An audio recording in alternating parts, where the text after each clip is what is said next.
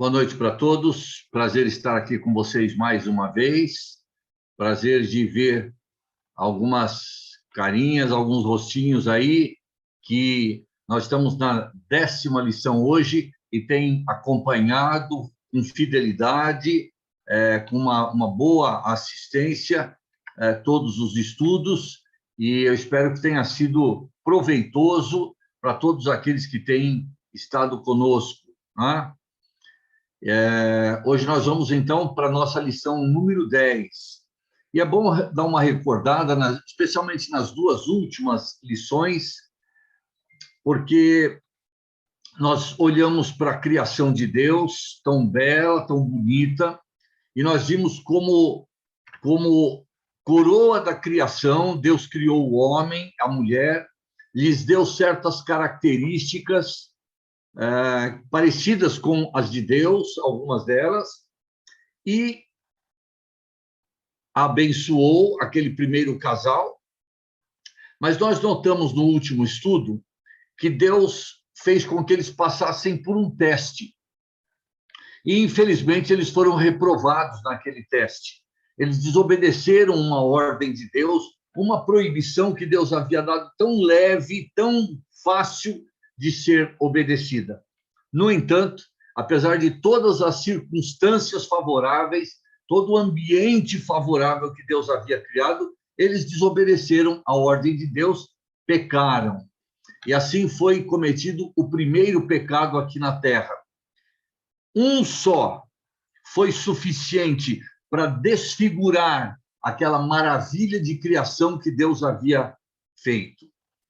E aquele homem que foi criado à imagem e à semelhança de Deus, teve agora, por causa do pecado, a sua natureza completamente alterada, corrompida, estragada, apodrecida pelo pecado.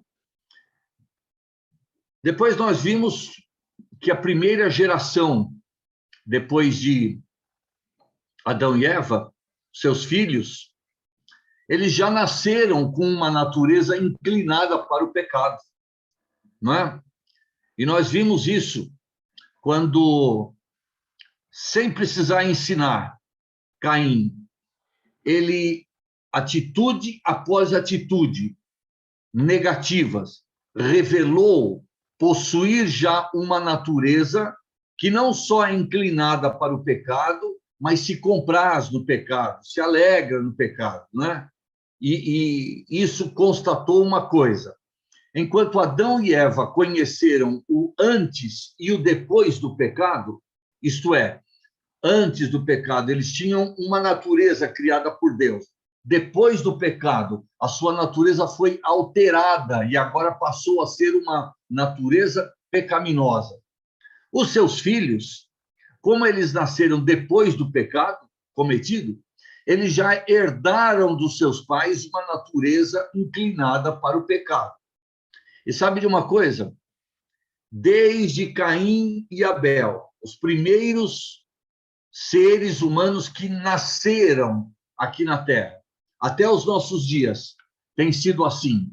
Cada ser humano que nasce é um pecador que nasce, porque ele já nasce com uma natureza pecaminosa, inclinada para o pecado, que se compraz no pecado, que se alegra no pecado e que tem prazer em desobedecer os mandamentos de Deus. Por causa disso, nós vamos analisar hoje que Deus, olhando lá dos altos céus, ele tem dividido e classificado a humanidade em 3 grandes grupos. E nós vamos ver, através do estudo de hoje, que todos nós pertencemos a um destes 3 grupos que Deus coloca na sua palavra. Um de 3 grupos. E sendo assim,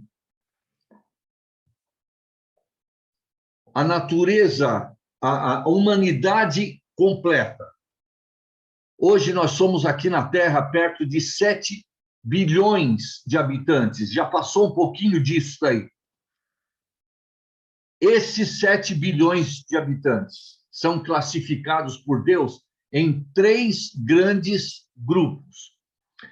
Nós vamos comentar cada um desses grupos à luz da palavra de Deus, vamos citar as suas características, e eu quero que cada um de vocês que está nos assistindo nesta noite olhe para as características de cada grupo e se encaixe num desses 3 grupos. Todos nós pertencemos a um destes 3 grupos. E você vai dizer em qual destes grupos você se encaixa.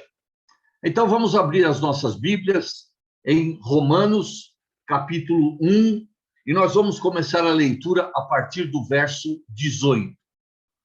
Romanos, capítulo 1, verso 18. A ira de Deus se revela do céu contra toda impiedade e perversão dos homens que detêm a verdade pela injustiça. O trecho começa dizendo que Deus se manifesta do céu, revelando a sua ira contra um grupo que nós vamos examinar agora, e vamos dar um nome para este grupo de os depravados. Vocês vão saber por que a Bíblia menciona as características deles, e nós vamos perceber por que é que eles recebem este nome de depravados. Olhem para o versículo 19 e 20.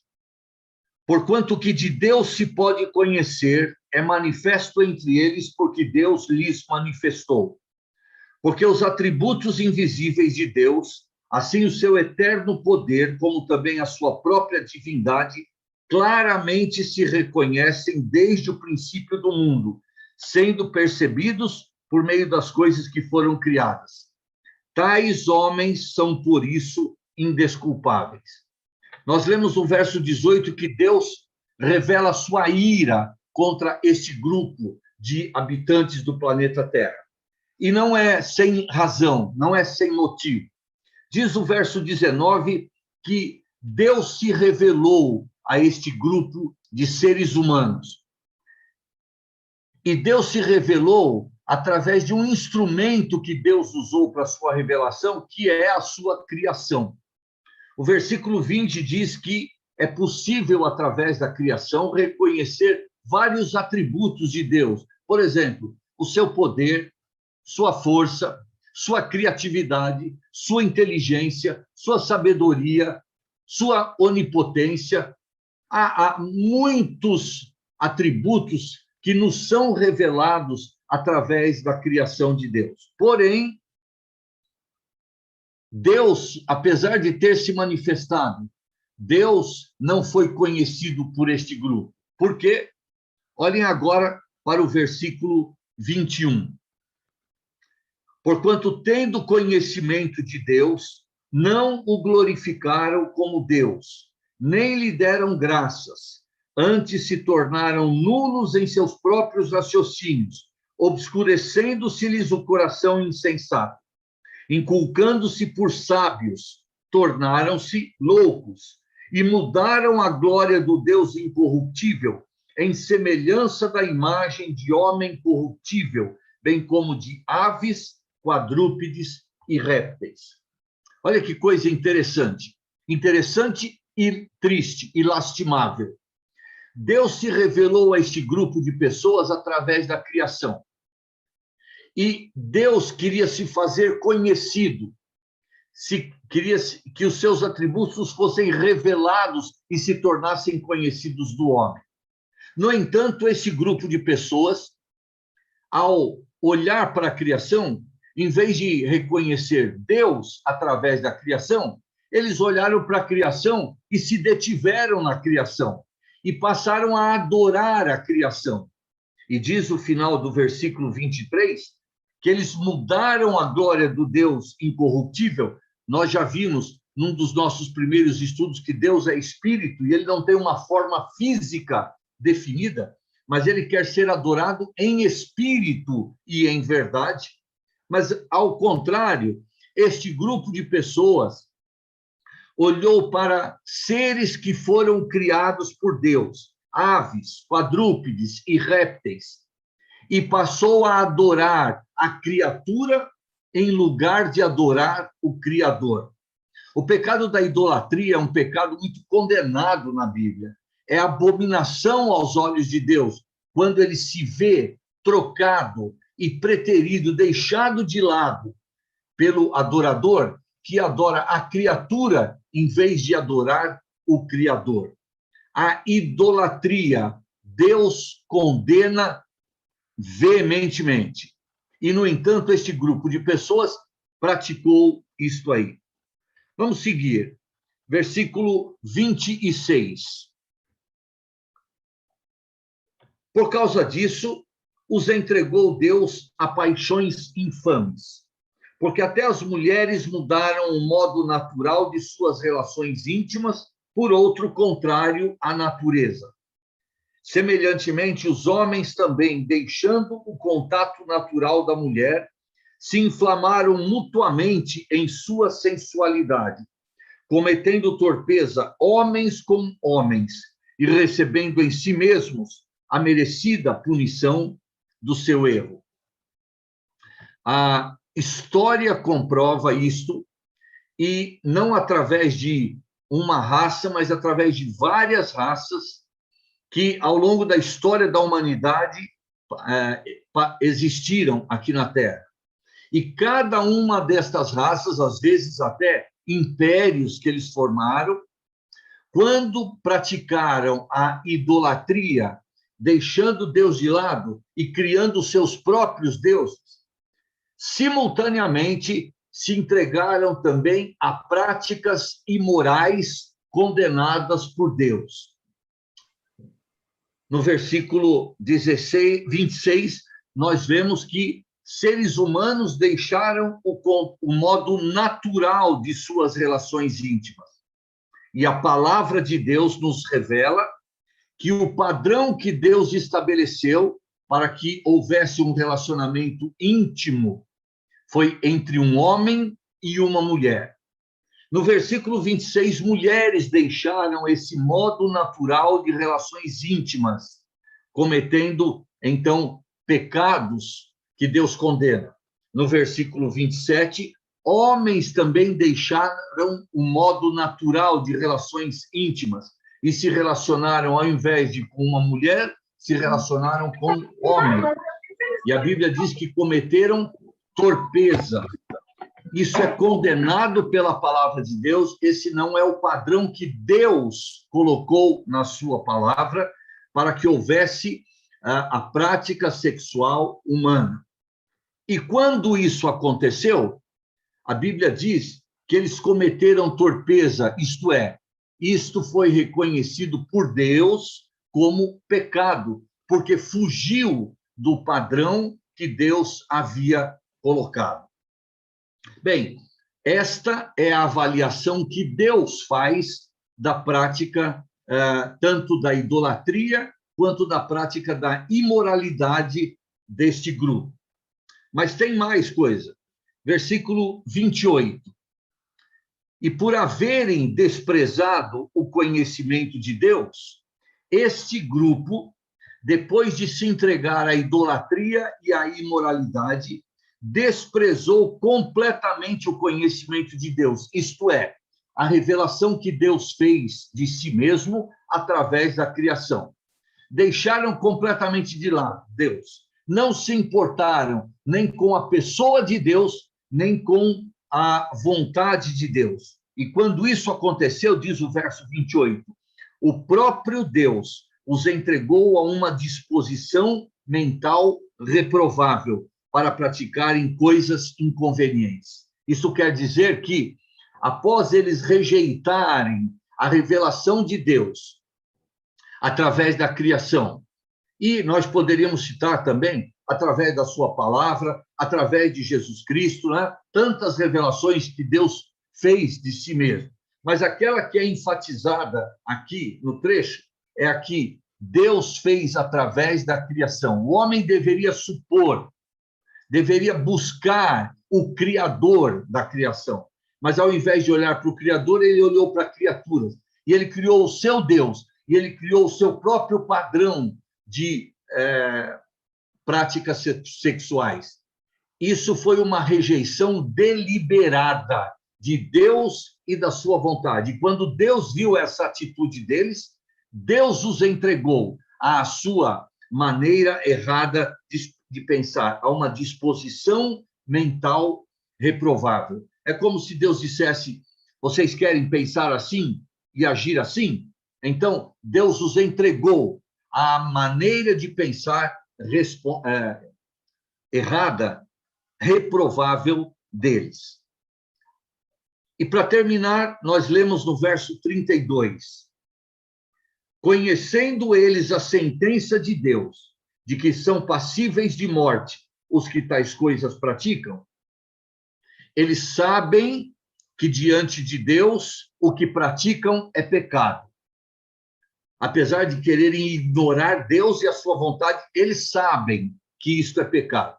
Mas eles não somente continuam nas suas práticas idólatras e imorais, mas diz o final do verso 32, mas também aprovam os que assim procedem. E nós encontramos este grupo de pessoas nos nossos dias que não só têm deixado Deus de lado e a sua vontade e a sua revelação, mas pelas suas práticas sabem que estão pecando diante de Deus, mas não estão nem aí com Deus. Continuam nas suas práticas e ainda incentivam e aprovam outros para aderirem às suas práticas também. Bem, considerando, então, este primeiro grupo como o grupo dos depravados, há uma figura que representa este grupo da humanidade diante de Deus. A figura que vocês veem aí. E embaixo há uma legenda: este grupo de pessoas está descendo moralmente, fisicamente, espiritualmente, descendo em queda livre. Notem bem, eles receberam uma revelação de Deus, recusaram esta revelação, se entregaram à sua própria maneira de pensar e de agir, e já que eles rejeitaram deliberadamente Deus, Deus os entregou à maneira de pensar deles, reprovável, e eles continuam nas suas práticas e incentivam outros e aprovam outros que querem aderir também às suas práticas. Estão descendo em queda livre. E é por isso que o final do versículo 20 que nós lemos diz: tais homens são, portanto, por isso, indesculpáveis. Obviamente, nós estamos falando diante de Deus. Muito bem. Vamos analisar o segundo grupo que o apóstolo Paulo menciona na carta aos Romanos em seguida. E agora nós vamos encontrar esse grupo sendo mencionado a partir do capítulo 2, versículo 1, quando nós encontramos: portanto, és indesculpável, ó homem, quando julgas quem quer que sejas, porque no que julgas a outro, a ti mesmo te condenas, pois praticas as próprias coisas que condenas. Agora nós nos deparamos com um tipo diferente de ser humano. Ele sabe o que é certo e ele está pronto em falar para os outros o que é certo e o que é errado. E quando ele vê na vida dos outros uma prática que ele sabe que é condenável diante de Deus, ele está pronto a apontar o dedo indicador na direção dos outros, para dizer: vocês estão errados. Nós lemos aqui no capítulo 2, verso 1, que esse tipo de ser humano está disposto a julgar os homens. Bem, se eles estão dispostos a julgar, então eu creio que eles sabem o que é certo e o que é errado, não é? No entanto, as mesmas coisas que eles apontam como erradas na vida dos outros, eles praticam só que em segredo. E eles, quando julgam os outros e apontam o erro na vida dos outros, estão lançando os holofotes sobre as outras pessoas, e essa é uma maneira de disfarçar e até mesmo de ocultar o que eles próprios fazem de errado. E diz o verso 1 que ele julga os outros, condena os outros, mas ele pratica as mesmas coisas que ele condena. Portanto, esse tipo de pessoas conhece o que é certo, o que é errado. Eles têm uma boa noção do que é ético, do que é moral, mas eles só aplicam a moral e a ética à vida dos outros. Então, nós vamos chamá-los de os falsos moralistas. Pessoas que vivem de aparência e que estão sempre dispostas a julgar os outros e, por isso, aparentar serem melhores que os outros. Mas há uma série de verdades agora que essas pessoas devem conhecer. Vamos seguir a leitura. Versículo 2. Bem sabemos que o juízo de Deus é segundo a verdade contra os que praticam tais coisas. Há uma coisa que os falsos moralistas devem aprender, é que diante de Deus não há aparência, porque Deus conhece o nosso íntimo. Nós já estudamos a pessoa de Deus e os atributos de Deus, e nós sabemos que um dos seus atributos é a onisciência. E como onisciente, Deus conhece tudo. E quando nós estudamos a onisciência de Deus, no Salmo número 139, o salmista disse: ainda a palavra não me chegou à língua, e tu, Senhor, já a conheces. A onisciência de Deus inclui a ciência, o conhecimento que ele tem até dos nossos pensamentos. Então, não adianta manter uma aparência diante de Deus, porque ele conhece o nosso ser interior, nossos pensamentos secretos, nossos desejos secretos, nossas ambições secretas. Tudo aquilo que nós mantivemos lá dentro de nós e não revelamos a ninguém, Deus conhece. E é por isso que o verso 2 diz que o juízo de Deus é segundo a verdade. Deus não julga as aparências, Deus não julga por informações que ele recebe de outrem, não. Deus julga pelo que ele conhece, e por isso ele não necessita de testemunhas. Ele conhece o nosso interior, a nossa essência, a nossa natureza. Por isso o seu julgamento não falha, o seu julgamento é reto. Olhem para o versículo 5 e 6. Falando a respeito dos falsos moralistas, o apóstolo Paulo diz: mas segundo a tua dureza e coração impenitente, acumulas contra ti mesmo ira para o dia da ira e da revelação do justo juízo de Deus, que retribuirá a cada um segundo o seu procedimento. Sabe por que Deus não precisa de testemunhas, de provas? Nós já dissemos, porque ele nos conhece por dentro. E por causa disso, o seu julgamento, diz o final do verso 7, é um julgamento com justiça. Com justiça. Deus não erra nos seus julgamentos. Sua justiça é impecável.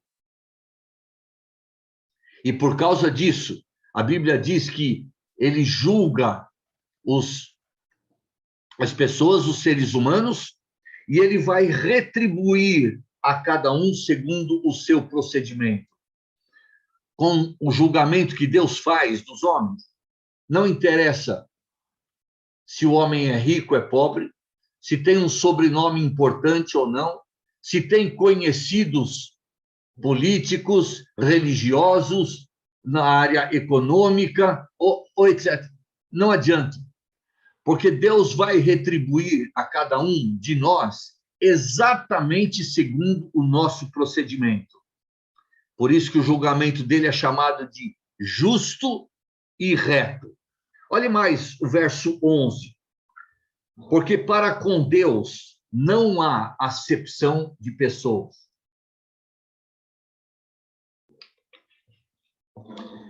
Como a justiça dos homens é falha nesse sentido.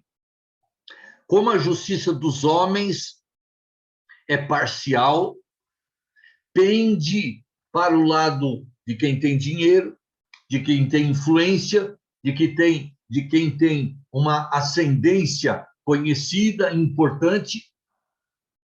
Mas o que a Bíblia diz a respeito de Deus? No seu julgar, Deus não faz acepção de pessoas. Para Deus, o branco e o negro, o rico e o pobre, o estudado e o analfabeto, e quaisquer outros critérios que os homens usam para diferenciar um homem de outro. Para Deus, esses critérios não existem. Deus não faz acepção de pessoas, porque ele não julga segundo a aparência. E a aparência é uma pele branca ou negra. Para Deus, isso não faz diferença, porque ele julga a cada um de nós de acordo com o nosso interior, nossa mente, nossos desejos e ambições secretos. Olhe mais o verso 15 e 16. Estes mostram a norma da lei gravada no seu coração, testemunhando-lhes também a consciência e os seus pensamentos, mutuamente acusando-se ou defendendo-se, no dia em que Deus, por meio de Cristo Jesus, julgar os segredos dos homens de conformidade com o meu evangelho. O versículo 15 diz que Deus colocou no coração de cada homem, de cada mulher, a norma da lei, isto é, um termômetro que nos diz quando nós estamos fazendo algo certo ou errado. Esse termômetro ou esse sensor que Deus colocou no homem chama-se consciência. E a nossa consciência serve, é um instrumento que Deus colocou em nós para nos acusar quando nós estivermos fazendo algo errado ou algo certo de acordo com a lei. No entanto, os falsos moralistas usam a consciência apenas para julgar e acusar os outros, porque eles fazem as coisas de erradas que eles apontam na vida dos outros e parece que, nesta hora de julgar a si mesmos, a sua consciência ficou cauterizada, insensível, perdeu a sensibilidade, e eles continuam a praticar as coisas erradas que apontam, que julgam na vida dos outros. Mas se esquecem, diz o verso 16, que um dia Deus vai julgar os segredos dos homens. E eu tremo de pensar nisso, porque ainda que eu crie uma aparência de religiosidade perante outras pessoas, eu não vou poder tampar o sol com a peneira diante de Deus. Eu não vou poder esconder de Deus aquilo que eu realmente sou. E haverá um dia em que os segredos que os homens mantiveram ocultos aqui nesta terra e nesta vida vão ser revelados e expostos diante de todos, quando os homens comparecerem diante de Deus para serem julgados por aquele que estará naquela ocasião assentado no grande trono branco. E ele vai julgar os segredos, ele vai revelar os segredos, e ele vai condenar os homens que mantiveram aparências, mas não adianta isso diante de Deus, porque ele conhece os segredos de cada um de nós. É por isso que quando nós começamos a análise desse segundo grupo, capítulo 2, verso 1, o apóstolo Paulo diz: portanto, os falsos moralistas também são indesculpáveis diante de Deus. Muito bem. Lembre-se disso, então. Falsos moralistas são aqueles que sabem o que é certo e o que é errado, mas eles aplicam o conceito de ético ou moral, de certo e errado, para os outros. Para si mesmos, eles fazem as coisas em oculto, vivem de aparência esquecendo-se que um dia vão ser julgados por Deus, e o julgamento de Deus é reto, é justo, é imparcial e é profundo, a ponto de julgar os segredos dos homens. Muito bem, vamos analisar o terceiro grupo que nós encontramos aqui no capítulo 2 da carta aos Romanos. E o terceiro grupo, só para frisar o comportamento dos falsos moralistas, eles dizem: façam o que eu falo, não façam o que eu faço. E vivem de máscaras, são hipócritas, fingidos diante dos homens.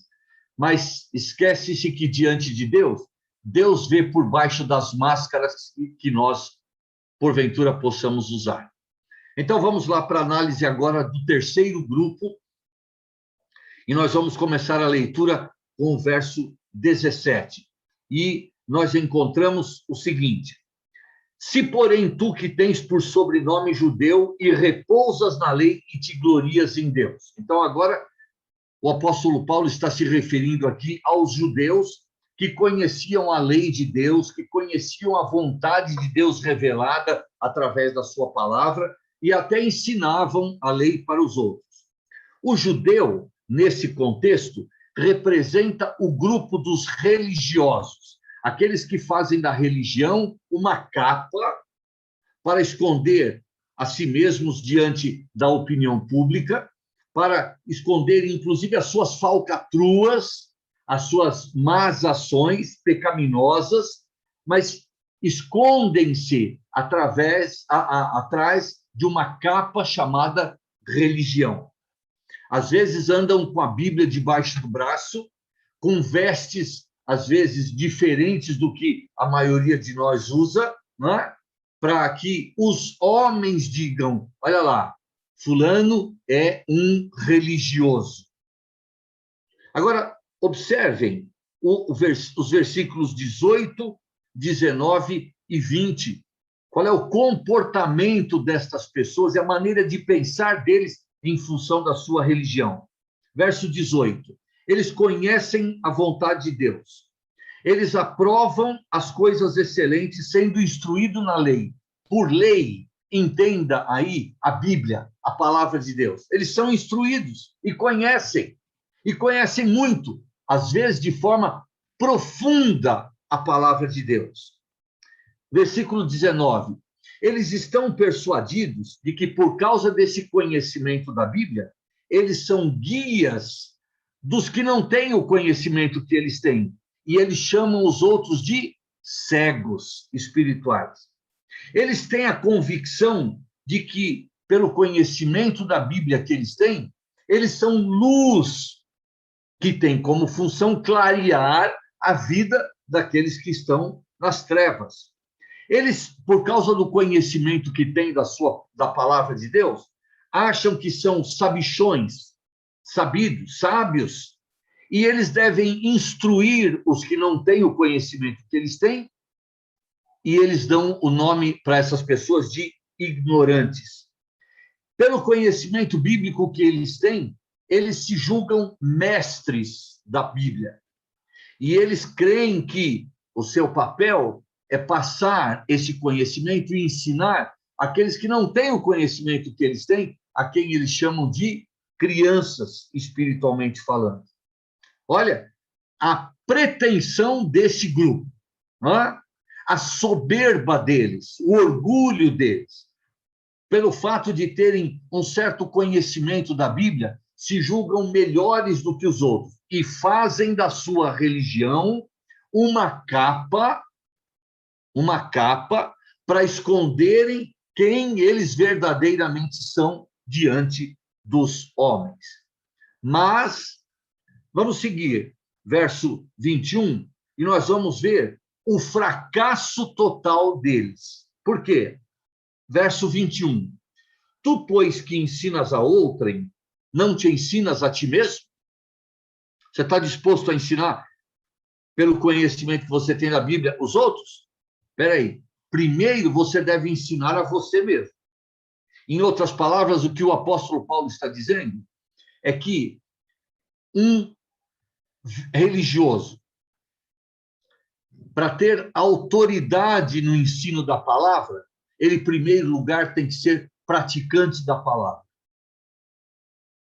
E quando as pessoas virem na sua vida a prática da palavra, aí sim, quando ele as ensinar, o seu ensino oral terá o respaldo de uma vida que pratica a palavra de Deus.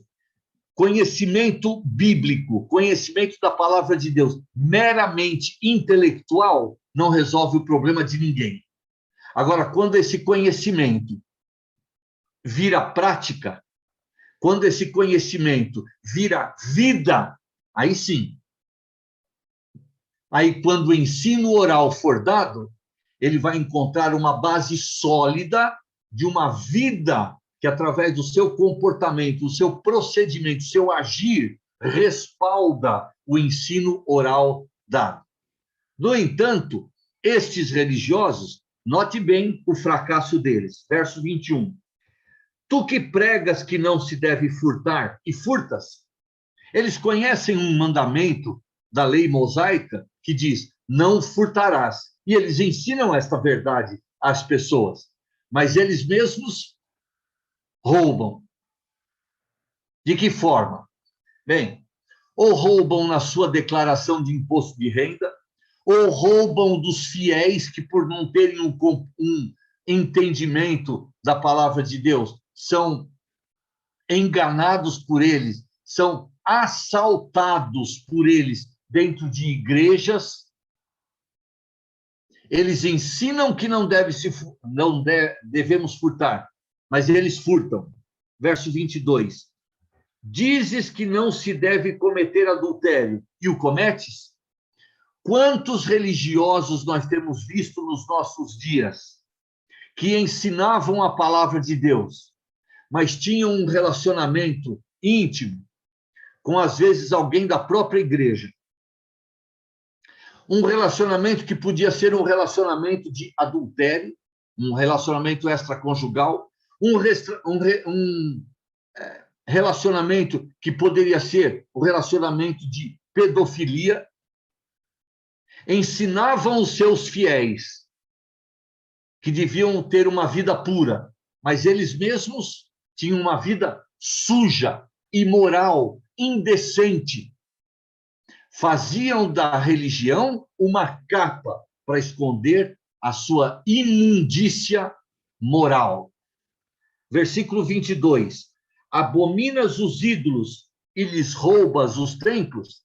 Ensinavam ao povo, às vezes até ensinam hoje nos nossos dias, ao povo a não praticar a idolatria, mas eles mesmos têm ídolos na sua vida.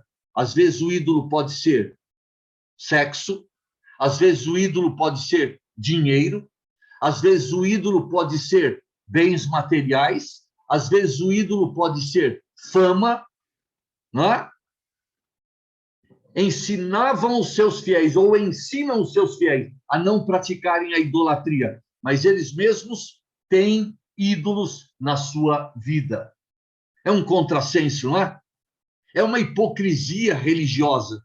Ensinar uma coisa para os outros. Isso quer dizer, então, que eles sabiam o que a palavra de Deus dizia, mas eles mesmos não praticam as coisas que Deus quer que sejam praticadas. Por esta razão, vamos continuar. Versículo 24. Como está escrito, o nome de Deus é blasfemado entre os gentios por vossa causa. Sim, você já tem visto e ouvido manchetes nos jornais a respeito de pecados cometidos por religiosos, sejam eles pastores, padres, rabinos ou de qualquer outra religião. Quando um religioso pratica adultério, ou uma extorsão, ou um roubo, ou qualquer pecado, o pecado desse religioso vira manchete de jornal, não é? E sabe de uma coisa? Se apenas o nome dele fosse parar na lata do lixo, nós diríamos, bem feito está. ele cometeu um pecado, ele praticou sujeira, então o nome dele foi para a lata do lixo, que é onde sujeira deve ser colocada, não é? Mas sabe o que é pior?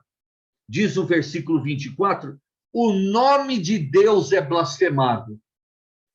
E quantos religiosos têm feito as pessoas blasfemarem, não o nome deles, mas o nome de Deus, por causa de um comportamento errado, pecaminoso desses religiosos. E às vezes nós ouvimos pessoas dizerem, mas fulano não era um servo de Deus? Mas fulano não era um mensageiro de Deus? E foi pego nesse pecado? Então, o nome de quem é que vai para a lata de lixo?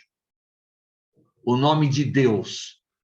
E por isso, esses religiosos hipócritas e falsos, que estão dispostos a ensinar os outros e que fazem da sua religião uma capa para esconder os seus pecados, não têm desculpa diante de Deus.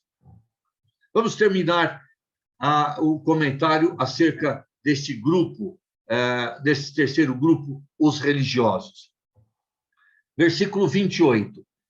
Porque não é judeu quem o é apenas exteriormente, nem é circuncisão a que é somente na carne. Porém, judeu é aquele que o é interiormente, e circuncisão a que é do coração, do espírito, não segundo a letra, e cujo louvor não procede dos homens, mas de Deus. Os judeus, até hoje, praticam a circuncisão.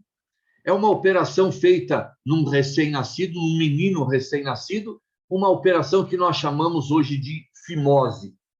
E esta operação, este sinal que cada judeu carrega no corpo, é uma lembrança da aliança que Deus fez com Abraão, o pai da raça judaica.